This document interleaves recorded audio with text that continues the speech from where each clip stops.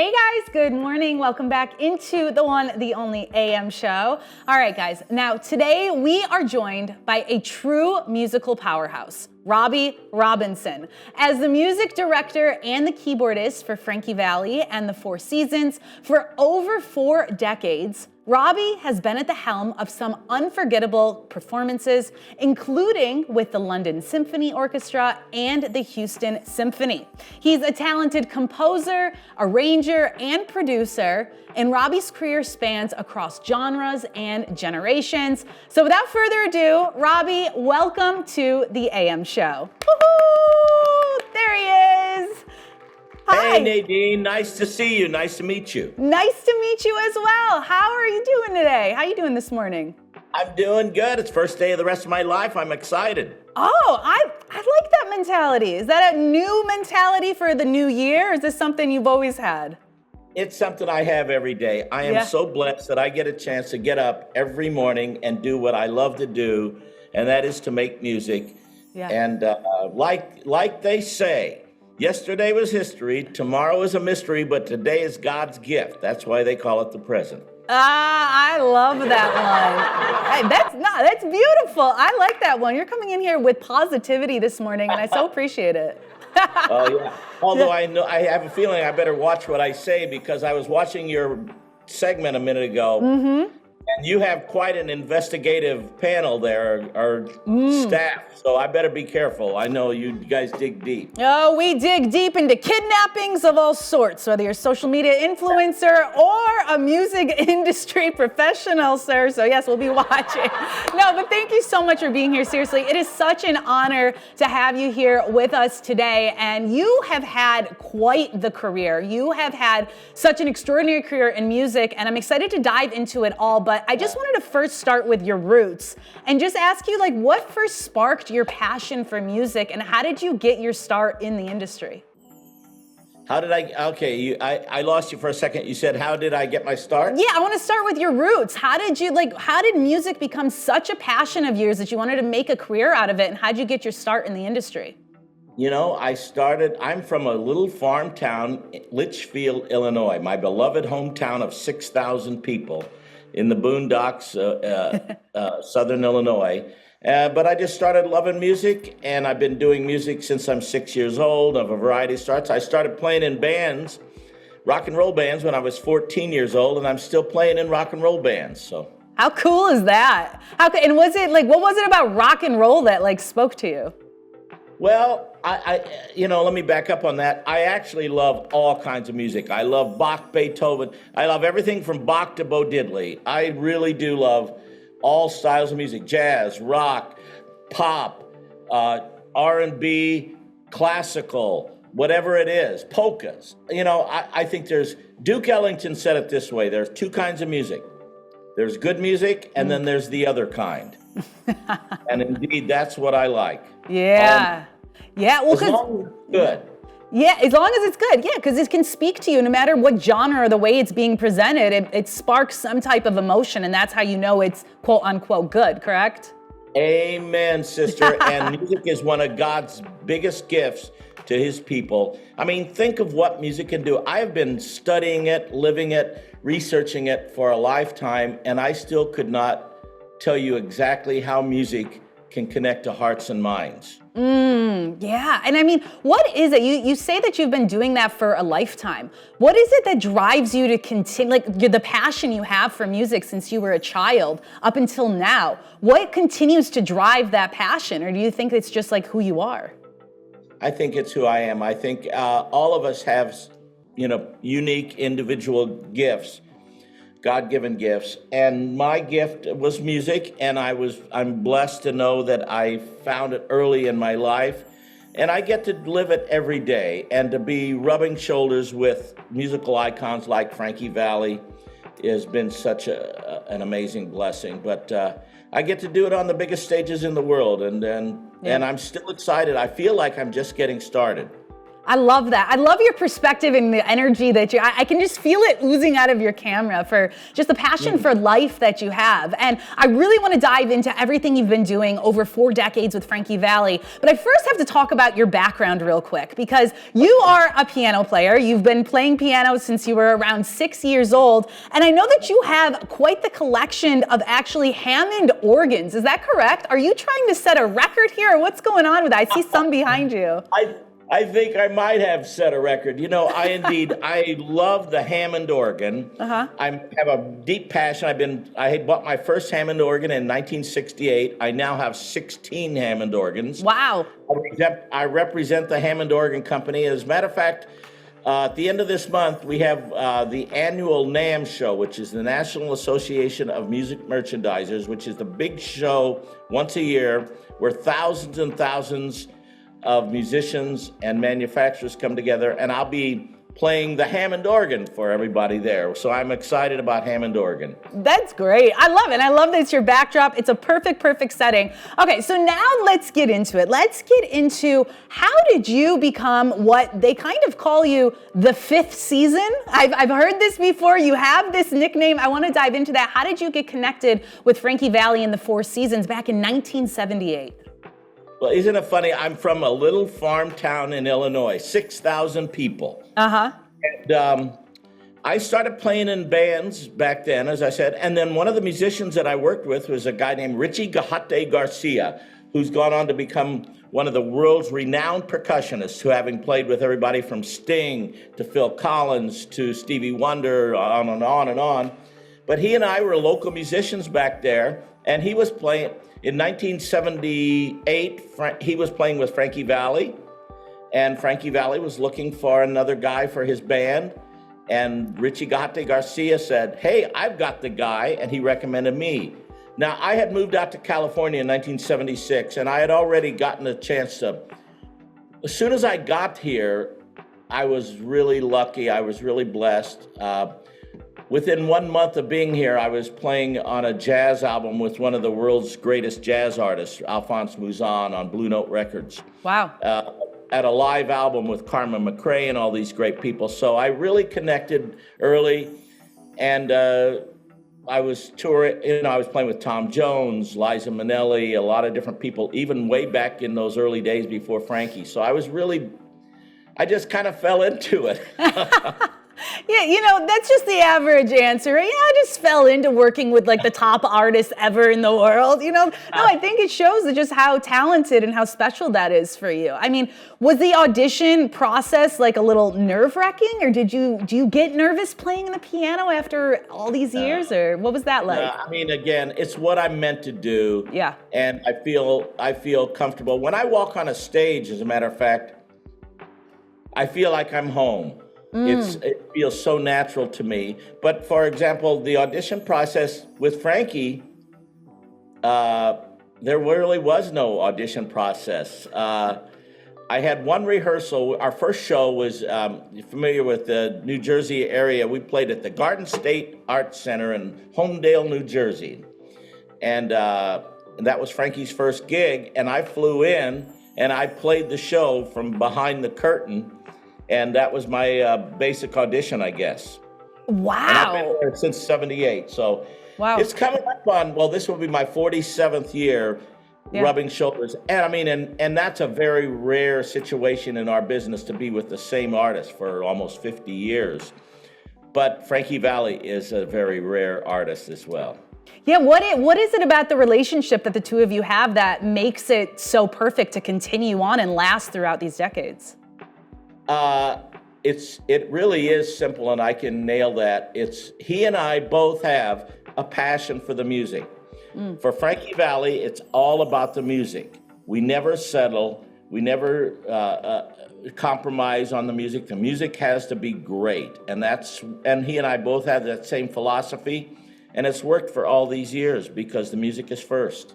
Yeah, you put the music first, you put the passion first, and I mean, the work that you guys create together, it's one of a kind. It's unique, it's beautiful, it's why people still come out in droves to the shows. Now, I just want to go back just a little bit, because you started off as the piano player, but then you became the music director for Frankie Valli and the Four Seasons. So how did that switch, that transition happen? And then can you also just explain to people who may not know what exactly the role of a music director is in a band? Can you just explain that a little for folks?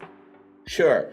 I started out even in bands when I was a young teenager being the band leader, because as a piano player, and I had a lot of knowledge of music theory and music arranging and composing and conducting. And I studied music in college as a conductor, arranger, composer. So I have a lot of academic knowledge. And and then prior to Frankie Valli, I was always an arranger, conductor for people. So when I joined Frankie, I joined as the keyboard player, but then at the end of the very first year, the music director stepped down, who was the music director at the time. His name is Lee Shapiro, a dear friend and a great talent. He stepped down because he was going on to other things, and I was the natural guy to take over the role. And to answer your question about what does the music director do? Well, what I do is I hire the musicians. I fire the musicians. I arrange the music. I tell the musicians what each one of them should play. I coordinate the musicians between Frankie. Frankie might say, hey, I don't like what's going on here with the guitar. So he talks to me about it, and I relate it to the musicians. And so basically, I'm the conductor of the band. Yeah. Yeah, and you're doing a great job conducting it all these decades and decades. So that's a big responsibility. That's a big role, because you guys are not, it's not a band where it's, okay, we're just still putting out just some albums in the studio, we're not touring. You guys are on tour, and you're still currently on tour, which is absolutely incredible. So I want to know, like, what is touring like now versus maybe what it was when you first started? What's better about it now than when you first started? Just dive into the touring life for everybody. Touring life is never easy. I do like to travel. I like to see. I have had a chance to see the world in my job. That's one of the blessings.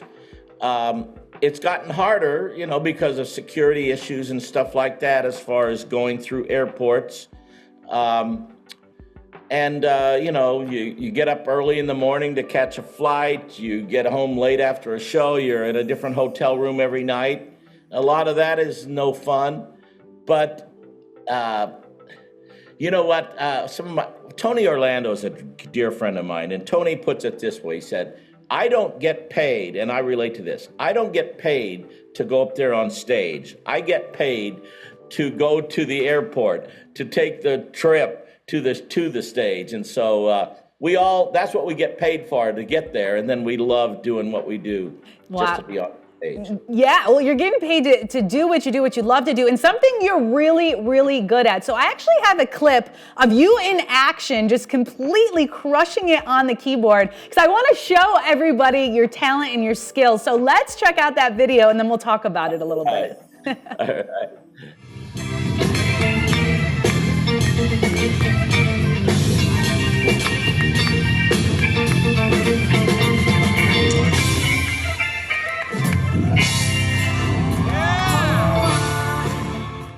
I mean, brava, brava. Look at you go, guys. And I love how the caption says, just tickling the keyboard there. You look like you are just in such a groove, and you've been explaining this whole interview of just like how this is what you're meant to do, and you can clearly see it there. Are you having as much fun internally as we're seeing externally? Yeah. Yeah. When you walk on stage, and this is maybe most people, it's not in your normal experience to walk on stage and have thousands of people cheer you on and watch what you do and enjoy what you do. And that's one of the blessings of being on stage, and that adrenaline that kicks in. You do when you're up there doing that. It allows me to play much better than I can when I'm not on stage in front of thousands of people. It's interesting. I mean, it's fantastic. It's great. I'm just vibing every time I hear that music and that beat. And I think the great thing is some big accomplishment that is coming up in just about a month now is that Frankie's actually about to receive the Lifetime Achievement Award from the Recording Academy in February. It's crazy to think February is less than a few weeks away now. But given how long that you guys have worked together over 4 decades, almost 5 decades together, what does it mean to you to finally see Frankie get this recognition, especially from the Academy? The industry is such an interesting situation. It's very political, like in everything in life. Mm-hmm.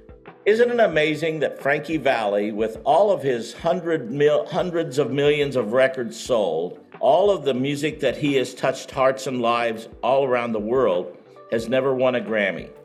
Wow. Yeah, that's insane. Yeah. Now, and so that being said, it's really neat to finally see the Academy, the Grammys, finally give him his due. Yeah. It's definitely, well, it's well earned, it's well deserved, and I think that there's, we sometimes wish that timelines were on our schedule, but we have to just, I guess, appreciate when it comes and the timeline that's been put before us. So just big, huge congratulations to him on that, and of course to you as well, because you've been a part of this the past almost 5 decades working in partnership with him. So now I want to talk about something else you do, because not only are you on tour, not only are you collecting incredible organs and being the face of Hammond organs, but you also have your own show on YouTube, which airs Monday nights at 7 o'clock. We actually have the logo right here. It's called Jam and Java. And yesterday, I saw you actually had a pastor on. You also had Vince Martell from Vanilla Fudge on there. So tell us about this. Jam and Java, Robby Robinson and friends. How did this come to be? Well, when we went through COVID, it changed the world in so many ways. Mm-hmm. And for me, having been I've been touring, for a lifetime. And once 2020 hit in February, it was almost overnight. All of a sudden, our tour was canceled.